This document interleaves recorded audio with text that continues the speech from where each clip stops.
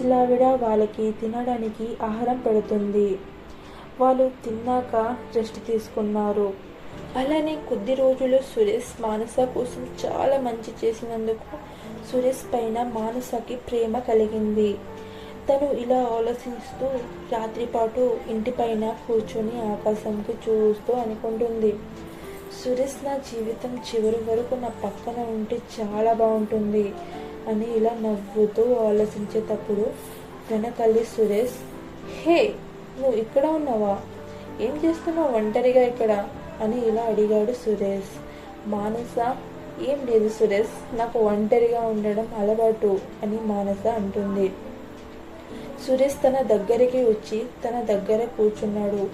మానస సురేష్కి చూసి సిగ్గుగా తల కిందకి దించేసింది. సురేష్, ఏమైంది మానస అని అడిగాడు. మానస అంటుంది, నా లైఫ్ ముందుకి ఇంత బాగుంటుంది అని తెలీదు సురేష్ అని అంటుంది మానస. సురేష్ అంటాడు, నువ్వేమంటున్నావు, నాకు ఏం అర్థం కావట్లేదు. మానస సురేష్ చెయ్యని పట్టుకొని ఇలా అంటుంది, నువ్వు నా జీవితంలోకి వచ్చినందుకు చాలా థ్యాంక్స్ సురేష్. నేను చాలా ఇష్టపడుతున్నాను. ఇది ఎప్పుడు ఎలా జరిగింది నాకు తెలియదు. మనం ముసలావిడకి చెప్పిన మాటలు నిజం చేసేద్దామా? సురేష్ అంటాడు, ఏంటి ఏమంటున్నావు, మనం పెళ్లి చేసుకుందామా అని అడుగుతుంది మానస.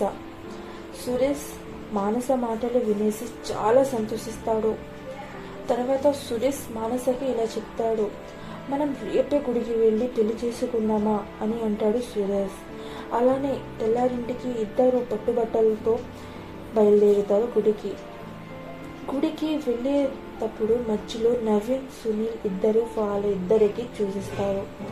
అలానే నవీన్ అంటాడు, మనం చాలా రోజుల నుండి వెతుకుతుంటే వీళ్ళు ఇక్కడ ఉన్నారా అని నవీన్ అంటాడు. అలానే ముందుకి వాళ్ళ దగ్గరికి వెళ్ళేటప్పుడు సునీల్ ఆపేసి ఇలా అంటాడు, అసలు వీళ్ళు పట్టుబట్టలతో ఎక్కడికి వెళ్ళినట్టు అని అంటాడు సునీల్. వాళ్ళు ఇద్దరు మెల్లిగా వాళ్ళ వెనకలో వెళ్తారు. సురేష్ మానస గుడికి వెళ్ళాక పెళ్లి చేసుకున్నారు. అది చూసి సునీల్, నవీన్ షాక్ అయ్యారు. ఇటుపక్క సురేష్ మానస చాలా హ్యాపీగా ఉన్నారు. అటుపక్క సునీల్, నవీన్ మానస సురేష్కి చూసి చాలా కోపంగా ఉన్నారు. వాళ్ళు ఇద్దరు పెళ్లి చేసుకున్న తర్వాత ఇంటికి బయలుదేరుతారు. అలానే నవీన్ వెనకట్లో వచ్చి పెద్ద కత్తితో సురేష్కి పొడి చేస్తాడు. అక్కడ ఉన్న మానస షాక్ అయ్యేసి కింద పడిపోతుంది. తనకి ఈడ్ చేసి ఒక చెట్టు దగ్గర బాగా వాడేసుకున్నారు. వాడుకున్న తర్వాత చెట్టు దగ్గర తన బట్టలతోటి మెడకి ఉరిపోచేశారు. మానస అక్కడే కోపంతో ఇలా చివరిసారి ఏడుస్తూ ఇలా అంటుంది, నా లైఫ్లో ఇన్ని సంవత్సరాల తర్వాత మంచి రోజులు వచ్చాయనుకున్నాను, కానీ మీరు నా మంచి రోజుల్ని పోగొట్టేశారు, మిమ్మల్ని ఎప్పటికీ వదిలిపెట్టను అని ఇలా అనేసి ప్రాణం వదిలేస్తుంది మానస.